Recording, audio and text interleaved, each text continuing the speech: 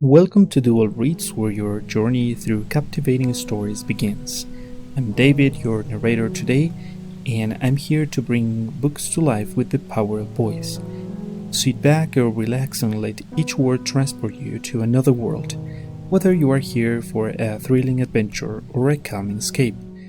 Dual Reads is your perfect companion, so let's dive into today's story.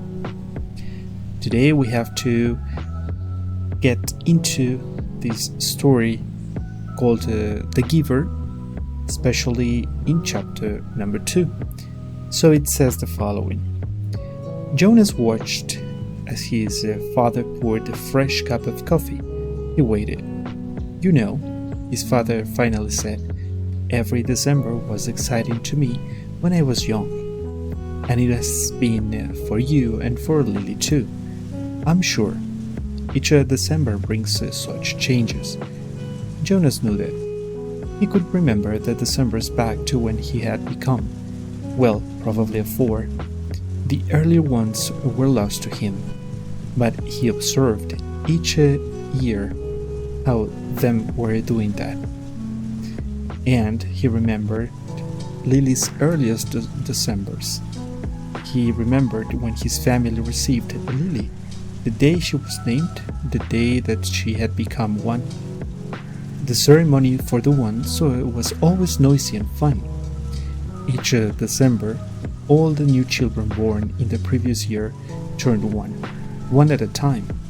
There were finally 50 each year in the group. If no one had been released, of course.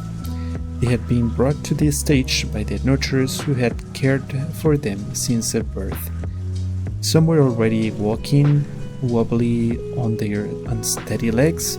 Others were no more than a few days old, wrapped in blankets, held by their nurturers. "I enjoyed the naming," Jonas said. His mother agreed, smiling. "The year we got Lily, we knew, of course, that we'd received or female, because we'd made our application and been approved. But I'd been wondering what her name would be. I could have sneaked a look at the year prior to the ceremony," Father confided. "The committee always makes the list in advance, and it's right there in the office at the nurturing center. As a matter of fact," he went on, "I feel like a little guilty about this. But I did go in the afternoon and look to see if this year's naming list had been made yet. It was right there in the office, and I looked up at number 36. That's the little guy I've been concerned about, because it occurred to me that it might enhance his nurturing if I could call him by a name.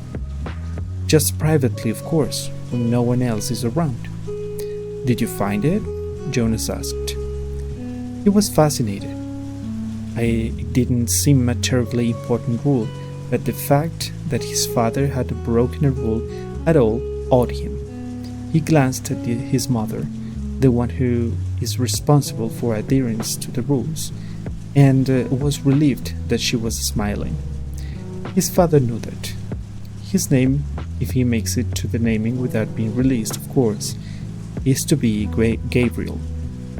So I whisper that to him when I feed him every 4 hours, and during exercise and playtime, if no one can hear me. "I call him Gabe, actually," he said, and grinned. Gabe, Jonas tried it out. A good name, he decided, though Jonas had only become a 5 the year that they acquired Lily and learned her name. He remembered the excitement, the conversations at home, wondering about her, how she would look, who she would be, how she would fit into their established family unit. He remembered climbing the steps to the stage with his parents, his father by his side that year instead of with the nurturers, since it was the year that he would be given a new child of his own. He remembered his mother talking the new child, his sister, into her arms, while the document was read to the assembled family units. New child 23. The namer had read Lily.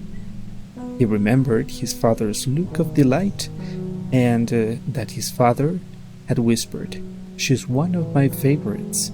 I was hoping for her to be the one. The crowd had clapped and Jonas had grinned. He liked his sister's name. Lily, barely awake, had waved her a small fist. Then they had stepped down to make room for the next family unit. When I was an 11, his father said now, "As you are, Jonas, I was very impatient, waiting for the ceremony of 12. It's a long 2 days. I remember that I enjoyed the ones, as I always do, but I didn't pay much attention to the other ceremonies, except for my sister's." She became a 9 that year and got her bicycle. I'd been teaching her to ride mine, even though technically I wasn't supposed to. Jonas laughed. It was one of the few rules that was not taken very seriously and was almost always broken. The children all received their bicycles at 9. They were not allowed to ride bicycles before then, but almost always the older brothers and sisters had secretly taught the younger ones. Jonas had been thinking already about teaching Lily. There was talk about changing the rule and giving the bicycles at their earlier age. A committee was studying the idea. When something went to a committee for a study, the people always joked about it. They said that the committee members would become elders by the time the rule change was made. Rules were very hard to change.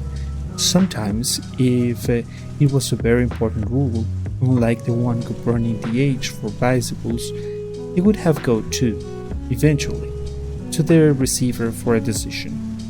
The receiver was the most important elder. Jonas had never even seen him that he knew of. Someone in the position of such importance lived and worked alone. But the committee would never bother the receiver with a question about bicycles. They would simply fret and argue about it themselves for years, until the citizens forgot that it had ever gone to them for a study. His father continued, "So I watched and cheered when my sister Katia became a 9 and removed her hair ribbons and got her bicycle." Father went on. Then I didn't pay much attention to the 10s and 11s, and finally, at the end of the second day, which seemed to go on forever, it was my turn. It was the ceremony of 12. Jonas shrieked. He pictured his father, who must have been a shy and quiet boy, for he was a shy and quiet man, seated with his group, waiting to be called to the stage. The ceremony of 12 was the last of the ceremonies, the most important. I remember how proud my parents looked, and my sister too, even though she wanted to be out riding the bicycle publicly. She stopped fidgeting and was very still and attentive when my turn came. But to be honest to Jonas, his father said, "For me, there was not the element of suspense that there is with your ceremony, because I was already fairly certain of what my assignment was to be." Jonas was surprised. There was no way really to know in advance.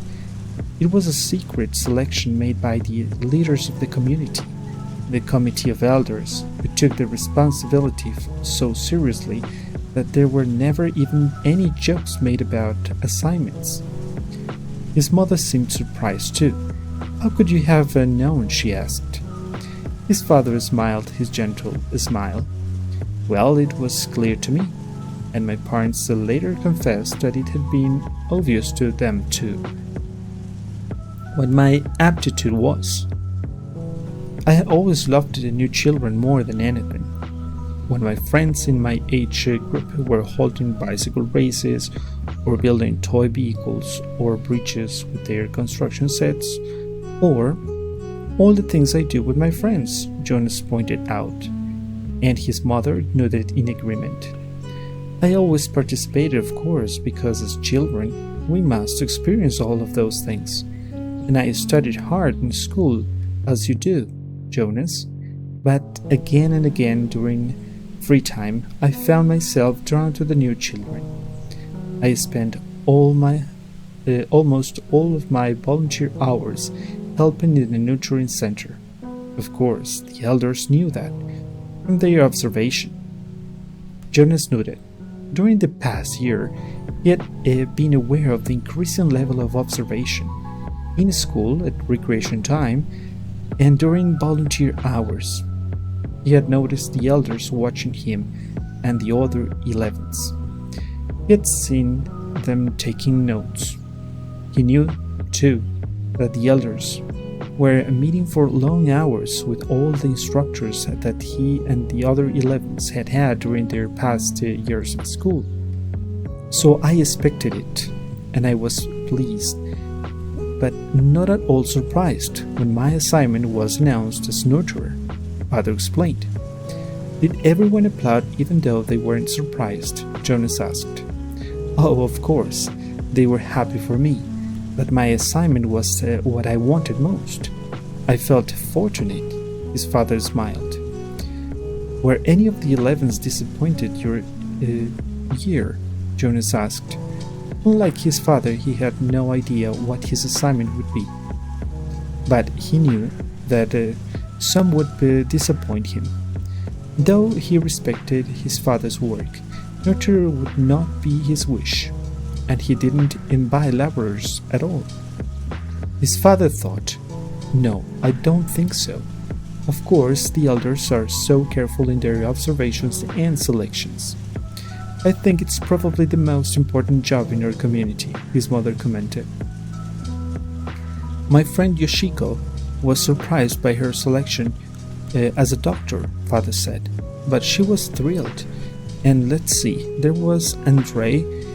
I remember that when we were boys, he never wanted to do physical things. He spent all the recreation time he could with his reconstruction and construction set, and his volunteer hours were always on building sites. The elders knew that, of course. Andre was given the assignment of engineer, and he was delighted. Andre later designed a bridge that crosses the river to the west of town, Jonas' mother said. It wasn't there when we were children. There are very rarely disappointments, Jonas. I don't think you need to worry about that. His father reassured him. And if there are, you know there's an appeal process. But they all laughed at that. An appeal went to a committee for study. I worry a little about Asher's assignment, Jonas confessed. Asher's such fun, but he doesn't really have any serious interests. He makes a game out of everything. His father chuckled. You know, he said, I remember when Asher was a new child at the nurturing center. Before he was named, he never cried. He giggled and laughed at everything. All of us on the staff enjoying nurturing Asher. The elders know Asher, his mother said. They will find exactly the right assignment for him. I don't think you need to worry about him. But Jonas, let me warn you about something that may not have occurred to you. I know I didn't think about it until after my ceremony of 12. What's that? Well, it's the last of the ceremonies, as you know. After 12, age isn't important. Most of us even lose track of how old we are as time passes, though the information is in the Hall of Open Records. And we could go and look it up if we wanted to. What's important in the preparation for adult life and the training you will receive in your assignment. I know that, Jonas said. Everyone knows that. But it means, his mother went on, that you will move into a new group, and each one of your friends will. You will no longer be spending your time with your friends in the group of 11s. After the ceremony of 12, It will be your assignment group with those in training. No more volunteer hours, no more recreation hours, so your friends will no longer be as close. Jonas shook his head. Usher and I will always be friends, he said firmly, and there will still be a school. That's true, his father agreed, but what your mother said is true as well. There will be changes. Good changes, though, his mother pointed out. After my ceremony of 12, I missed my childhood recreation. But when I entered my training for law and justice, I found myself with people who shared my interests. I made friends on a new level, friends of all ages.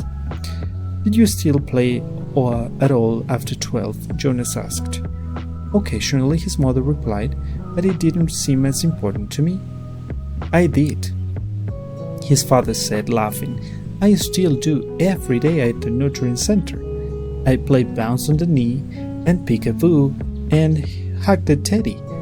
He reached over and stroked Jonas' nail-trimmed hair. Fun doesn't end when you become 12. Lily appeared, wearing her nightclothes, in the doorway. She gave an impatient sigh. This is certainly a very long, private conversation, she said, and there are certain people waiting for their comfort object. Lily, her mother said fondly, you are very close to begin an 8 ceremony, and when you are an 8, your comfort object will be taken away. It will be recycled to the younger children. You should be starting to go off to sleep without it. But her father had already gone to the shelf and taken down the stuffed elephant, which was kept there. Many of the comfort objects, like Lily's, were soft, stuffed, imaginary creatures. Jonas had been called a bear. Here you are, Lily Billy, he said. I'll come help you remove your hair ribbons. Jonas and his mother rolled their eyes, yet they watched affectionately as Lily and her father headed to her sleeping room with the stuffed elephant that had been given to her as her comfort object when she was born. His mother moved to her big desk and opened her briefcase. Their work never seemed to end. Even when she was at home in the evening, Jonas went to his own desk and began to sort through his school papers for the evening's assignments. But his mind was still on December and the coming ceremony. Though he had been reassured by the talk with his parents, he hadn't the slightest idea what the assignment of elders would be selecting for his future, or how he might feel about it when the day came. Well, that was the end of chapter number 2. I would like to thank you for joining me on this literary journey here at Dual Reads today. I hope you found a moment of relaxation and enjoyment in today's story. Don't forget to like, comment, and subscribe for more captivating reads. Your support helps keep the magic of storytelling alive. Until next time, keep exploring, keep listening, and let your imagination soar. On a side note, I would like to tell you that you may visit our content also on Spotify and Buzzsprout. The links are in the description below. And hasta pronto.